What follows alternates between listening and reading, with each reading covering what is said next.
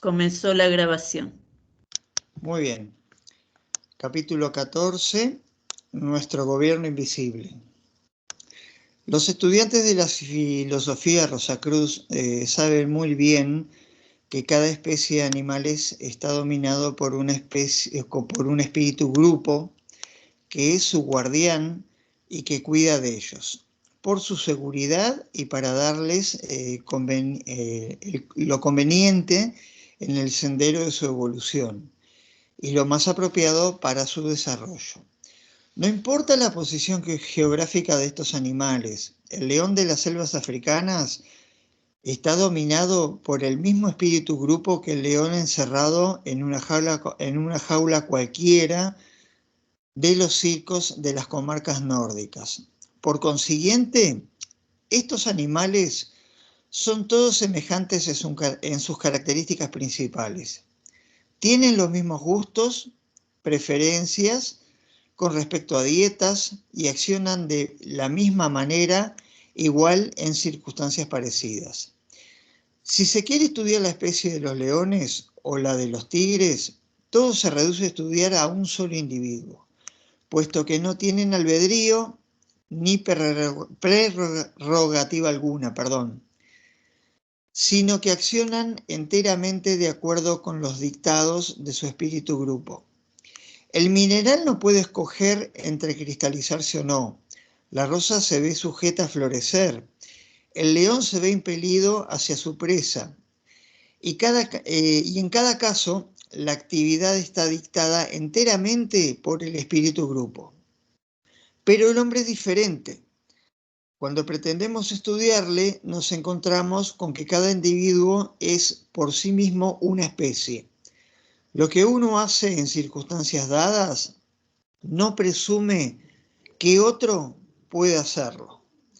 Lo que a uno le sirve de alimento es para otro un veneno, y cada uno tiene diferentes gustos y disgustos. Esto ocurre porque el hombre, como nosotros, le vemos en el mundo físico. Perdón, voy a leer esta parte de nuevo. Esto ocurre porque el hombre, como nosotros le vemos en el mundo físico, es la expresión de un espíritu interno individual que tiene la facultad de elección y libre albedrío aparentemente. Pero en realidad el hombre no es tan libre como parece. Todos los que han estudiado la naturaleza humana han observado que en ciertas ocasiones un crecido número de personas se portan como si estuviesen dominadas por un mismo espíritu. Es igualmente fácil de ver, sin recurrir al ocultismo, que las diferentes naciones tienen ciertas características físicas. Todos conocemos los tipos alemanes, franceses, ingleses, italianos y españoles. Cada una de estas naciones tiene características que difieren de las otras naciones, demostrando que debe existir un grupo de raza en las raíces es un de las... espíritu de raza. A ver, sí, ahí está, un espíritu de raza, perdón, en las raíces de estas peculiaridades. El ocultista dotado de visión espiritual sabe muy bien que este es el caso y que cada nación tiene un espíritu de raza diferente, el cual se cierne como una nube por sobre el país entero. En él vive, se mueve y tiene su ser la gente de un país. Él es su guardián y trabaja constantemente por su desarrollo, mientras impulsa su civilización y les inculca ideales de la más alta naturaleza, compatibles con su capacidad y para su progreso. Leemos en la Biblia que Jehová, Elohim, que fue el espíritu de raza de los judíos, se les apareció sobre una columna en una nube, y en el libro de Daniel encontramos considerables revelaciones respecto al modo de trabajar de estos espíritus de raza. La imagen vista por Nabucodonosor, la cabeza de oro y pies de arcilla, mostraba claramente cómo la civilización comenzaba a construir sobre ideales auríferos. Fue degenerando más y más hasta que en su última parte de existencia los pies eran de inestable y tambaleante arcilla, y la imagen fue condenada al derribo.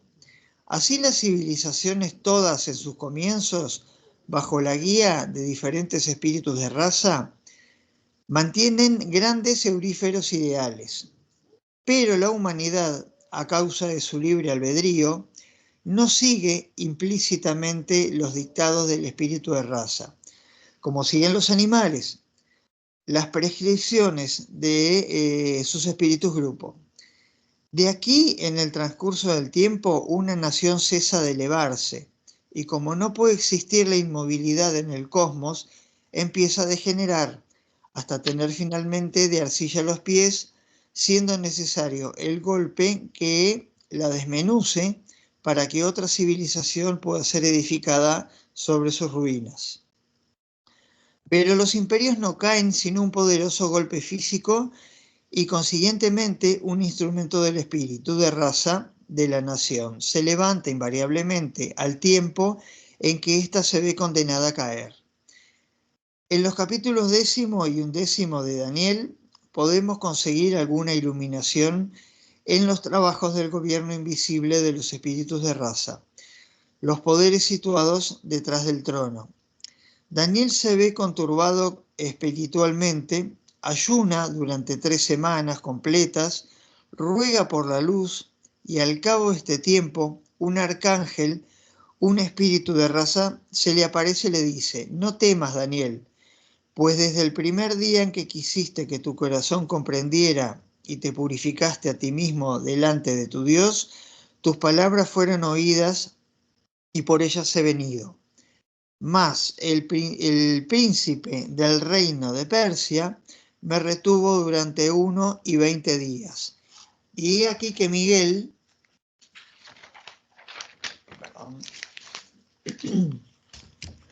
uno de los primeros príncipes, vino en mi socorro y me quedé allí con el rey de Persia.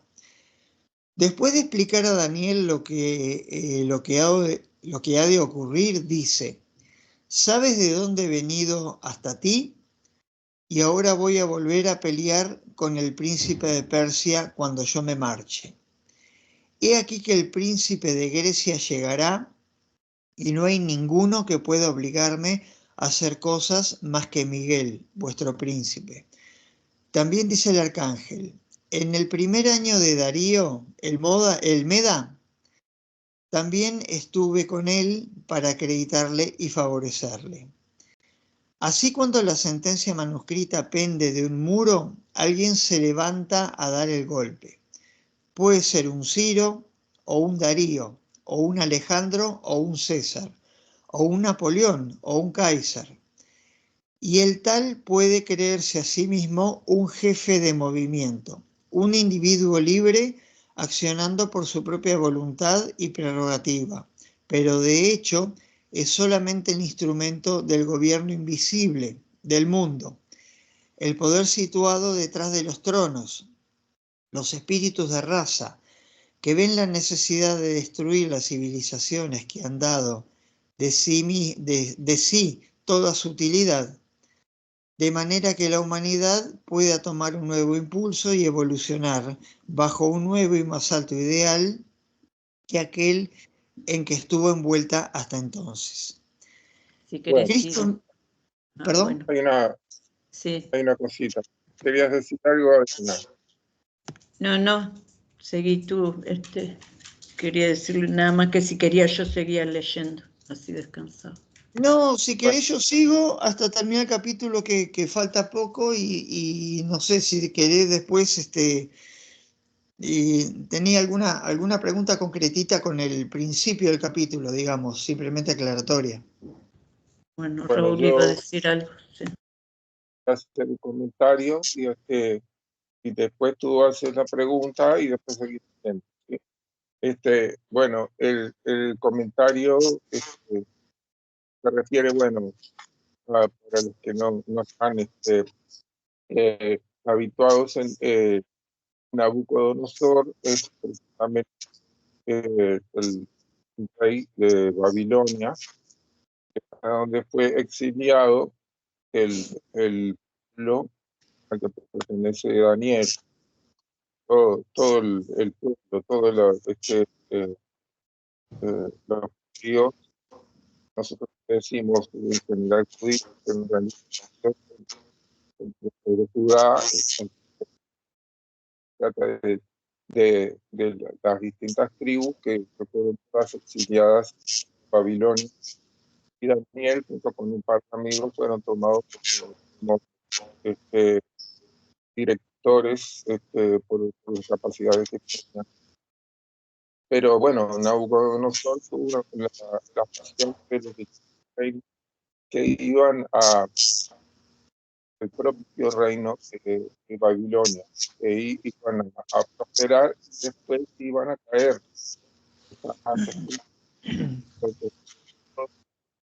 de los distintos reinos, las distintas naciones que iban a ir siendo sucedidas por las otras.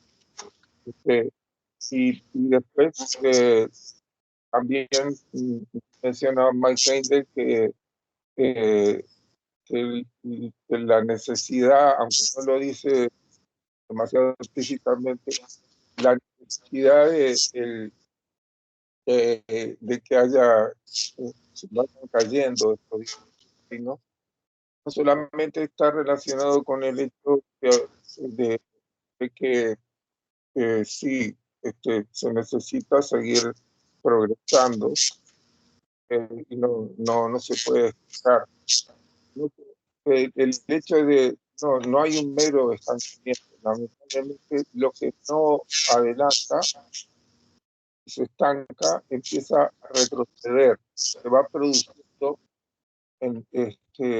todo un proceso de degeneración en los distintos reinos que da lugar a la necesidad de que sea removido violentamente. Y esto da lugar a las guerras. Entonces, no se trata de que de que los espíritus de raza son marcados por Jehová, estas labores que tienen que hacer, porque realmente ellos son conscientes de que es necesario que se haga una transformación radical, y por eso que se necesita utilizar las propias fuerzas de desviación que van desarrollando los seres humanos. Son utilizadas esas mismas fuerzas, este egoísmo, esa vanidad, todas esas fuerzas se utilizan en la guerra para acelerar el proceso de la caída de lo que tiene que caer y dar lugar entonces a la posibilidad de crecimiento de una nueva raza. Básicamente está formada por no seres humanos, está formada por seres humanos de la misma raza que está cayendo, pero que dentro de la condición de deterioro moral que los rodea, igual se mantienen firmes y no se dejan arrastrar por esas bajezas que los rodean. Esa es la gente que va en condiciones de poder tocar la siguiente raza. Nosotros en este tiempo estamos viviendo unas condiciones que podemos darnos cuenta muy cercanas a lo que nos está diciendo aquí, y nosotros sabemos que dentro de nuestra época, la época todavía es necesario que se desarrollen dos cosas más, una que va a proceder de esclavos y otra que va a ser la fusión de las razas occidentales. la teutónica o anglosajona, la céltica, etcétera, la persa greca también, van a fundirse, y de allí va a surgir un grupo de seres humanos que a inaugurar esta época, que va a ser la que nos permite la sexta raza, la que nos va a permitir estar en la sexta época. Bueno, así que estos tiempos nos tocan bien. No se te oye, Raúl. Sí, porque hubo un ruido, no sé, de fondo.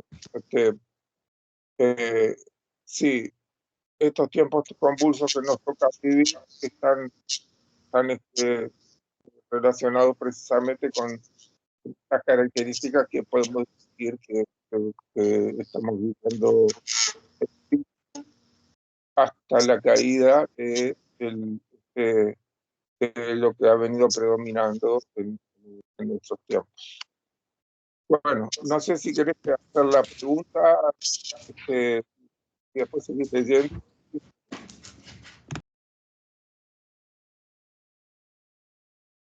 Yo te escucho muy cortado, Raúl. ¿Tú te referís a mí? Sí, si querés seguir, si querés hacer Sí. la pregunta. Sí, mira, me surgió otra pregunta ahora, pero la primera es del comienzo del capítulo, cuando habla de los espíritus grupo y de que con estudiar a un individuo alcanza para estudiar una especie. Pero, por ejemplo, voy a lo práctico, a lo diario. Nosotros, los que hemos tenido mascotas, vemos que no son todos iguales. O sea, tienen, no sé cómo decirlo, diferentes formas de ser. Tú encontrás, por decirlo más común, un perro o un gato que tienen una forma de ser diferente a otro perro o gato. O sea, no noto de repente que por pertenecer o por estar bajo la influencia de un espíritu grupo sean todos iguales. ¿Me explico? Sí. ¿Eso a qué se debe? Porque hay como en cierto sentido, como en la gente, como en los seres humanos, animales que son más afables, viviendo todos en un mismo entorno, ¿no? Más afables, otros que son más retraídos, perdón, otros que son más agresivos, otros que son más cariñosos, otros que son más inteligentes, o al menos aparentan ser más inteligentes, aprenden más rápido, otros que no.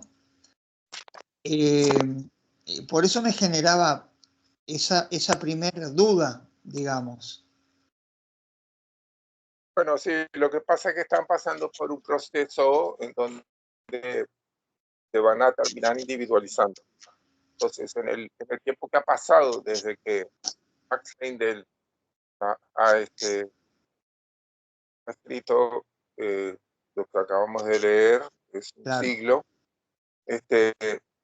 ya podemos encontrar con que hay muchos más animales domésticos que tienen una clase de vínculo con los seres humanos que es diferente, muy diferente a lo que sucedía hace un siglo. Hace un siglo los animales domésticos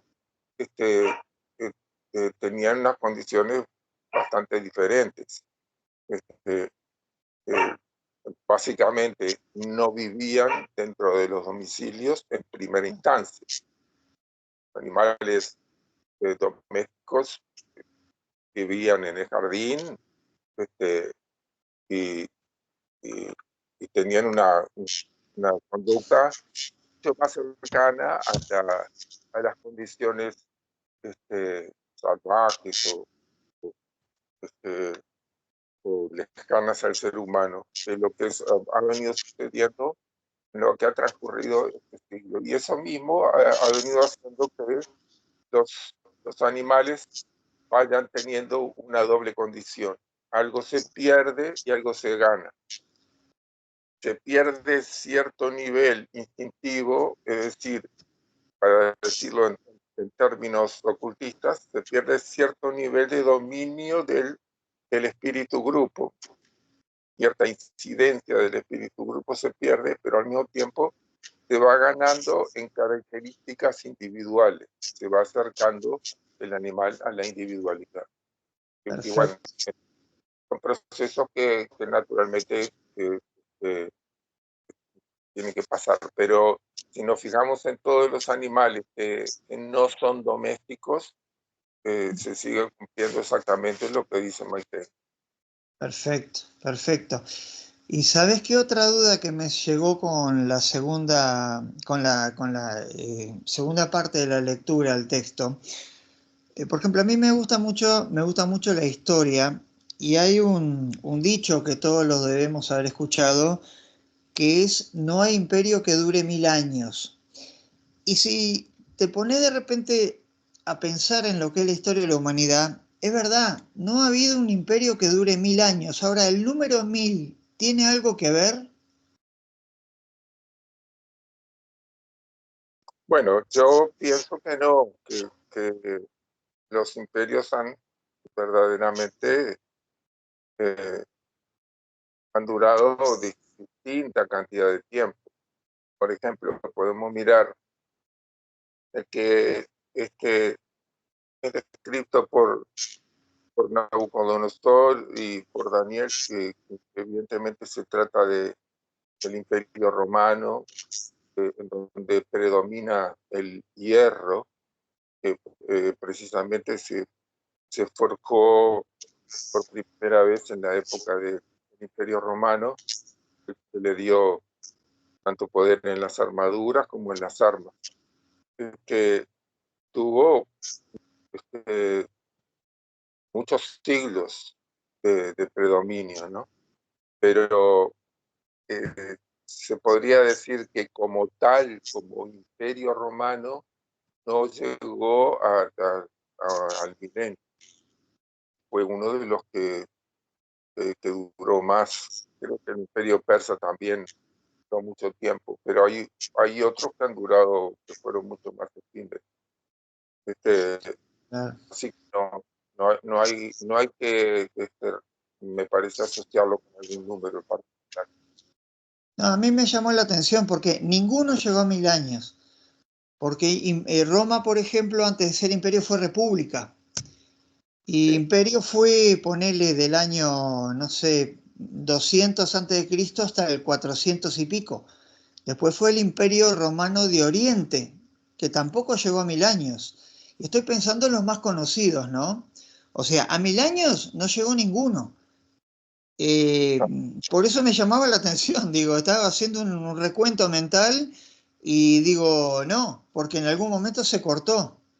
No se me ocurre en este momento ningún imperio dentro de lo que es la historia de la humanidad que haya llegado a 1000 años. Por eso digo, capaz que tenía algo que ver. Claro, no. Parecería que son tiempos espirituales en donde tiene que caer la fuerza dominante y tiene que ir dando lugar a nuevas fuerzas. Que si después te pones a pensar, por ejemplo, el Imperio Español duró muy poquito, fue imperio por todas las colonias que hubo, ¿no? Pero cada uno de los imperios fue eh, desarrollándose hasta dar lugar a condiciones en donde tuvieron que dejar el espacio. Algunos de una forma más cruenta, es decir, medio de guerras, etcétera, y otros de una forma no tan cruenta. Pero bueno, por ahí está la cosa. Y bueno, Perfecto. dice, Cristo mismo durante su permanencia en la tierra dijo, no vine a traer paz, sino una espada. Pues era evidente que mientras la humanidad estuviera dividida en razas y naciones, no podría haber paz en la tierra y buena voluntad entre los hombres. Solamente será la paz posible cuando las naciones hayan conseguido unirse en una fraternidad universal. Barreras del nacionalismo deben ser derribadas y a este fin los Estados Unidos de América del Norte se han convertido en un crisol de fusión en donde lo mejor de todas las viejas naciones se mezcla y se amalgama a fin de que una nueva raza con más elevados ideales y sentimientos de fraternidad universal puedan hacer puedan hacer para la época actual. Mientras tanto, las barreras del nacionalismo han sido parcialmente rotas en Europa por el terrible conflicto recién pasado. Esto acerca el Día de la Amistad Universal y de la realización de la fraternidad del hombre. Recordemos que estamos hablando de principios del siglo XX. Se está refiriendo a la terminada en ese momento Primera Guerra Mundial. Otro objetivo debe también ser alcanzado. Todos los terrores a que la humanidad está sujeta, ninguno mayor que la muerte, que nos separa de aquellos que amamos, porque no podemos percibirles después de haber sido despojados de su cuerpo. Pero tan cierto como el día sigue a la noche, así simplemente desgastarán las lágrimas, la escama que oculta a los ojos de los hombres, la tierra conocida de los muertos que viven. Hemos dicho y repetido y lo reafirmamos ahora, que una de las mayores bendiciones que derivan de la guerra ha de ser la vista espiritual en que un gran número de gente se despertará. Yo sigo, si querés. Sí. El intenso pesar de millones de seres, el anhelo de ver de nuevo a los que nos son queridos y que tan súbita y cruelmente nos han sido arrebatados, son una fuerza de incalculable poder y fortaleza.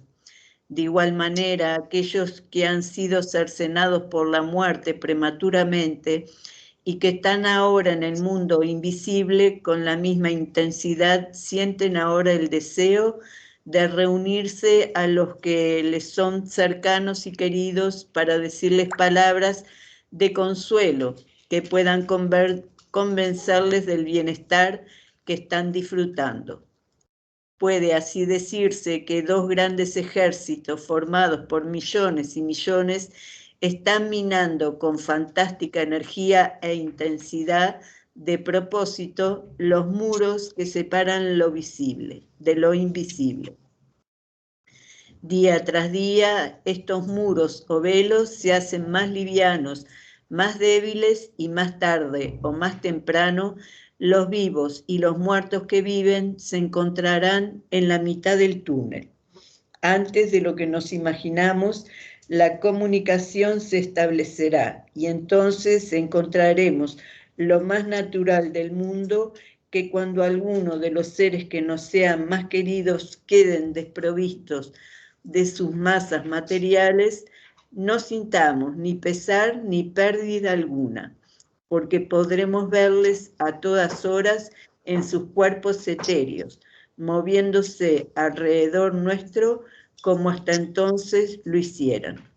Así venceremos el gran conflicto de la muerte y podremos decir: oh muerte, ¿dónde está tu guadaña? Oh sepulcro, ¿cuál es tu victoria? Y hasta ahí el capítulo. ¿Sabes qué? Perdón, ahí tengo una duda. Si de lo que se está hablando es de una disminución de algún tipo de portal, o si realmente cuando se captan esas percepciones, ¿eso no es mediunidad? No se trata de la mediunidad de lo que está refiriendo esa imagen de las DIC. Trata de que acá lo que sucede es que el ser humano se va a ir desarrollando, se desarrolla por distintas vías.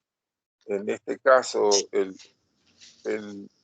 sentimiento al que se está refiriendo, el anhelo de mantenerse en contacto con la gente que acaba de fallecer, también el propio anhelo de la gente fallecida, joven, sobre todo la gente joven, porque la gente cuando fallece puede haber vivido muchos años de vida, es un proceso mucho más amable, mucho más natural. Pero la gente que muere joven, como en el caso de la guerra, se queda con una necesidad muy viva de mantenerse en contacto con la gente de este mundo, y esa misma condición hace que se acelere su proceso de percepción, porque el deseo es una fuerza motivadora muy importante. Entonces, eso acelera el proceso de percepción. Evidentemente que esa clase de percepción no es una percepción pasiva, sino que es una percepción en donde hay una participación, en este caso por medio del dolor, de parte de la gente recientemente fallecida. Y de la gente que queda con la pérdida de gente joven también. Pero, pero si bien es cierto que son procesos que aceleran, los procesos que naturalmente se van a tener que dar, necesariamente se van a tener que complementar con otros procesos que son los de los ejercicios que están indicados por Mike Heindel como el ejercicio de concentración y de reflexión, para que se pueda llegar a ya la percepción nítida y permanente, necesita complementar por medio de... Bueno, eso. Perfecto.